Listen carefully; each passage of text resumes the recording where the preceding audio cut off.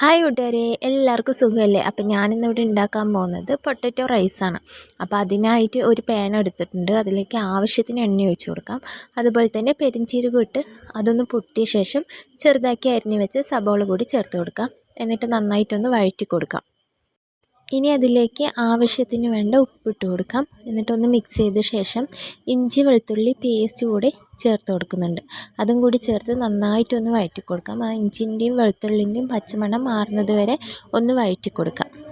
അതിൻ്റെ പച്ചമണമൊക്കെ ഒന്ന് മാറി വരുന്ന സമയത്ത് അതിലേക്ക് മുളക് പൊടിയും മഞ്ഞൾപ്പൊടിയും കുറച്ച് മല്ലിപ്പൊടിയും കൂടി ചേർത്ത് കൊടുക്കുന്നുണ്ട്. എന്നിട്ട് നന്നായിട്ടൊന്ന് മിക്സ് ചെയ്ത് കൊടുക്കാം. ഈ മസാലേൻ്റെ ഒരു പച്ചപ്പൊക്കെ പോകുന്നത് വരെ നന്നായിട്ടൊന്ന് മിക്സ് ചെയ്ത് കൊടുക്കാം. ഇനി അതിലേക്ക് നമ്മൾ ചെറുതാക്കി മുറിച്ച് വെച്ച പൊട്ടറ്റോ കൂടി ചേർത്ത് കൊടുക്കുന്നുണ്ട്. എന്നിട്ട് നന്നായിട്ടൊന്ന് ഇളക്കി യോജിപ്പിച്ച് കൊടുക്കും. മസാലയൊക്കെ നന്നായിട്ടൊന്ന് ഇളക്കി കൊടുക്കാം. ഇനി അതിലേക്ക് ഈ പൊട്ടറ്റോ വേകാനുള്ള വെള്ളം കൂടി ഒഴിച്ച് കൊടുത്തിട്ട് അടച്ച് വെച്ച് ഒന്ന് വേവിച്ചെടുക്കാം. 5 മിനിറ്റ് കഴിഞ്ഞ് തുറന്ന് നോക്കിയപ്പോൾ അത്യാവശ്യം നന്നായിട്ട് വെള്ളമൊക്കെ വറ്റിയിട്ടുണ്ട്, പൊട്ടറ്റോ ഒക്കെ വെന്തിട്ടുണ്ട്. അപ്പോൾ ഇനി അതിലേക്ക് 2 തക്കാളി പേസ്റ്റ് ആക്കിയതോടെ ചേർത്ത് കൊടുത്തിട്ട് നന്നായിട്ടൊന്ന് തിളപ്പിക്കാം. തക്കാളിൻ്റെ പച്ചമണമൊക്കെ ഒന്ന് മാറി വരുന്നത് വരെ നല്ലപോലെ ഒന്ന് തിളപ്പിച്ചെടുക്കാം.